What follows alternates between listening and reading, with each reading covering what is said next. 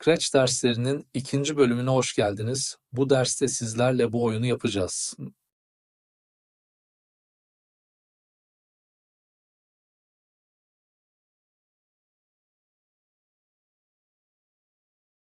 Hadi gelin başlayalım. İlk olarak kedimizi silelim. Sonra karakter yerinden Layna karakterini alıp buraya koyalım.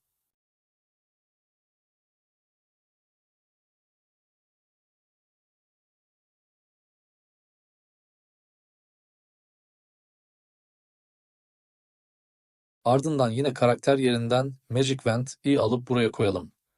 Bu sarı ışıltılara gerek duymadığımız için onları kostümler bölümünden silelim.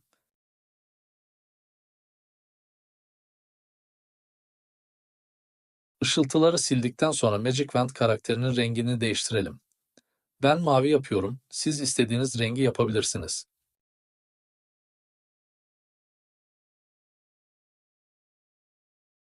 Şimdi de buradan Bat'ın bir karakterini alalım. Tabii ki buton yapmayacağız, bu sadece süs.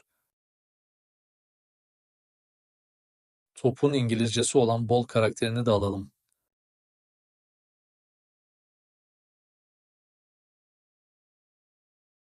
Kostümler yerinden topun rengini, şeklini ve daha birçok şeyini değiştirebiliyoruz. Ben Bat'ın 1 ile aynı renk olan yeşili kullanacağım.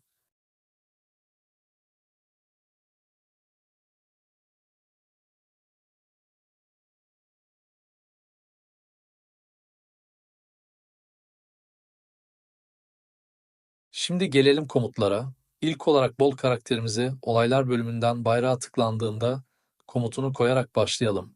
Ardından kontrol bölümünden sürekli tekrarla komutunu alıp ilk komutumuzun altına koyalım. Bu komut içindeki komutları sürekli olarak tekrarlayacak. Sonra hareket bölümünden 10 adım git komutunu sürekli tekrarla komutunun içine koyalım. Yine hareket bölümünden kenara geldiyse sek ve dönüş stilini sağ sol yap komutunu alıp sürekli tekrarla komutunun içine koyalım. Ve bayrağa basıp komutlarımızı deneyelim. Topumuz sadece sağ ve sola gidiyor. Bunu da birazdan düzelteceğiz.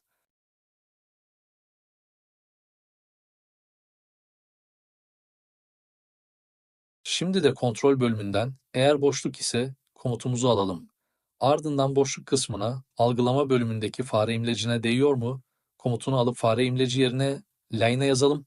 Sonra da hareket kısmından bu komutu alalım. Bu komuttaki koordinatlar topun yerini değiştirdiğimizde değişiyor. Ama bu komutu kendi komutlarımıza koyarsak daha da değişmez.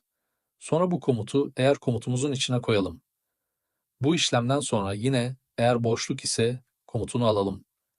Ardından boşluk yerine fare imlecine değiyor mu komutunu koyup fare imleci yerine Magic Wand yapalım. Şimdi de hareket bölümünden 15 derece dön komutunu alıp 15 derece yerine 180 derece yazalım. Sonra buradaki yön bölümüne tıklayıp bu tuşa basalım. Son olarak da bayrağa basıp topun hareketlerini izleyelim.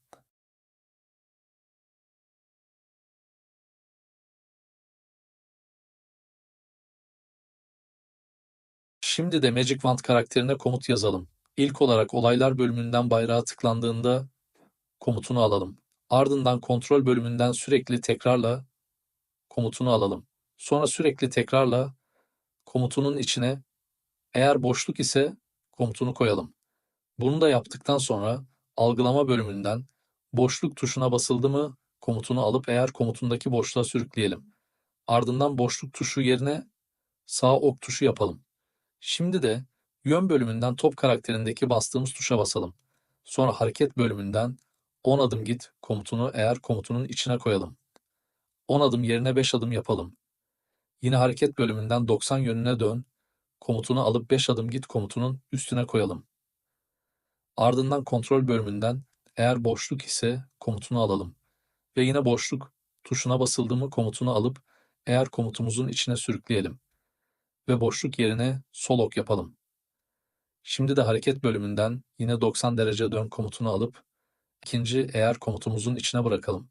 90 derece yerine eksi 90 derece yapalım. Yine hareket bölümünden 10 adım git komutunu alıp ikinci eğer komutumuzun içine koyalım ve 10 adım yerine 5 adım yapalım. İşte bütün kodları yazmış olduk. Şimdi de ekranı büyütüp bayrağa basıp oyunumuzu deneyelim.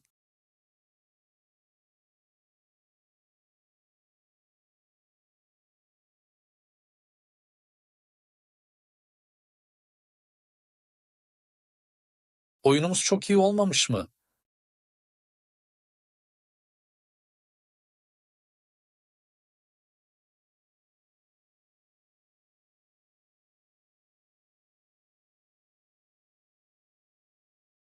Her zaman dediğim gibi değerleri veya karakterlerin boyutlarını istediğiniz gibi değiştirebilirsiniz. Benim amacım sizlere sadece nasıl yapılabileceğini anlatmak. Geriye sizin hayal gücünüz kalmış. Mesela bakın, şimdi Magic Wand karakterinin boyutunu değiştirdim. Böyle yapınca oyun biraz daha zorlaştı. Ne kadar küçültürsek o kadar zorlaşır.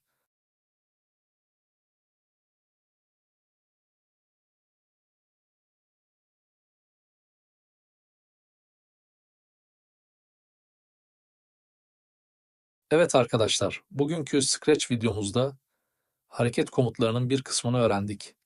Eğer videomuzu beğendiyseniz ve serinin devam etmesini istiyorsanız kanala abone olmayı ve videoyu beğenmeyi unutmayın.